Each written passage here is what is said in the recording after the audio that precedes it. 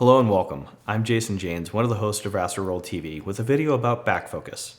It's seemingly one of the largest stumbling blocks for beginners and intermediates alike, so let's take a few moments to go over what you'll need to find appropriate back focus and go over some of the tools and hardware you'll need to successfully achieve it. Back focus is really pretty simple once you understand it. It's simply the space that's required from the rear of the imaging train to the sensor. There is a common misconception that everything has 55 millimeters of back focus. That's not always the case. Every telescope, focal reducer, field flattener, and coma corrector require some form of back focus.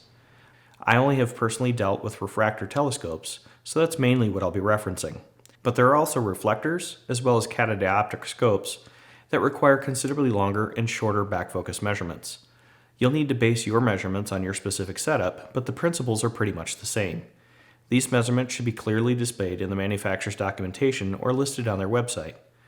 Though that's not always the case, and you may have to work through a little bit of trial and error to achieve your desired result. Once you find the back focus measurement you're going for, then we can start doing some math. The measurements that we need to gather are as follows: the camera sensor back focus, additional hardware like a filter wheel or sliders, and any focal reducers or flatteners that you'll be using for your setup. Once we have this, we can then see how much space we need to make up using spacers and shims. There's an important tool that I think a lot of people overlook. We need to find a way to measure and verify back focus, and to do that, you're going to need a good digital caliper. They're not very expensive. I got this one online for about $30, and you can find them at most hardware stores. Just make sure it's decent quality, has good reviews, and uses commonly available batteries. As you troubleshoot, it'll be very critical to verify measurements as you make adjustments. Now that we've compiled the hardware measurements, we need to find the remaining space to fill to achieve proper back focus. We will do this with extension tubes like these. I purchased this set online that has 5, 10, 20, and 30 millimeter tubes. Typically your camera will have shipped with a set, but if you use other items in your imaging train, then you'll more than likely need additional tubes. So having a set with various sizes will allow you that flexibility. Next, you'll need a good set of shims. My ZWO cameras came with a set of poly ones, but I found those to not be perfectly uniform, so I ordered a set of blue fireball shims that are made of metal. This particular set comes as a 10-piece assortment that are M48, and also come in M42 and M54 as well. These shims go from 0.1 to 1 millimeter, allowing for easy combinations to help you achieve that final bit of spacing that you're going to need. So now that we have this, how do we get to our number?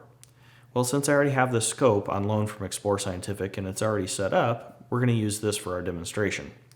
They were kind enough to also include their FFFR, field flattener, and 0.7 focal reducer.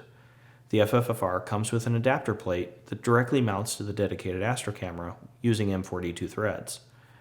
The measurement required for this setup happens to be 55 millimeters according to the FFR documentation online. So let's take a quick look at a visual as I run through these measurements. We have 17.5 millimeters for the camera, 17.5 millimeters for the filter slider, 1 millimeter of shims, 10 millimeter extension tube, another 1 millimeter of shim, the 5 millimeter step down ring, and the FFR camera adapter adds the final 3 millimeters we needed, giving us a total of 55 millimeters of back focus that is correct for this setup. Now that we have this assembled, let me take a moment to caution you that not all assemblies are always this straightforward. I had a field flattener, I won't name any names, that was laser engraved with 55 millimeters on the rim of the flattener. One would assume that that was correct, as the info was also supported on the manufacturer's website. I set the back focus spacing to 55 millimeters, and I was seeing distortion throughout my field. I worked through the limited accessories that I had on hand, seeing as I was a beginner at the time, and I didn't have the piles of spare parts that I do now. No matter what I did, I couldn't get round stars evenly through the entire field. So I turned to the trusty internet to do some research, and talked to some people on different forums and Facebook groups for guidance. The consensus seemed to be that I needed different back focus spacing, thus requiring different extension tubes and some shims. After ordering the additional parts and waiting days for the shipments to arrive, I reconfigured my setup, and I was not any closer to round stars with that flattener. I ended up giving up on that flattener and returning it, and just used the scope as is while seeking an alternative field flattener solution. The moral of the story is, even if it's printed, it may not be 100% accurate. You may have to spend hours chasing this issue till you get the perfect combination. The good news is, once you get it, unless you're changing out your equipment often, you'll be set for many nights of successful imaging. So how do you know that you have it set right, you ask? Well, earlier I mentioned that I was not able to get round stars evenly throughout my field of optics. I know that might be a little confusing for some, so let me show you an example from my Altair Astro to help you determine if you are too close or too far. As you can see here, if the back focus is too close, you'll get stars that start in the center and pull outwards toward the edges, kind of like they're pulling away. If you see a bit of spinning or spiral effect radiating from the center of the image, then you're too far away. This visual is exaggerated, but it drives the point home. As you get closer to the correct back focus, the distortion will be less pronounced. So you're going to have to zoom in and pixel peep to check things out. If you're not using a field flattener or reducer, and you're seeing issues in the corners, it may not be back focus issues.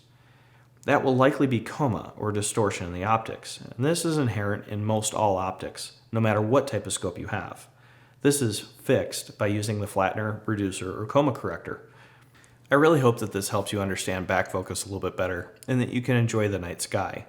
If you like this video and would like to see more, please subscribe to our channel so you can be notified when we post new content. And make sure you join us every week on our live show here on YouTube every Wednesday night at 9 p.m. Eastern. Thank you for watching. Thank you for watching. Keep imaging. Keep imaging. Keep educating. Keep educating. And clear skies. And clear skies. We'll see you next time on AstroWorld TV. Good job. I love you, big girl. Love you, Daddy.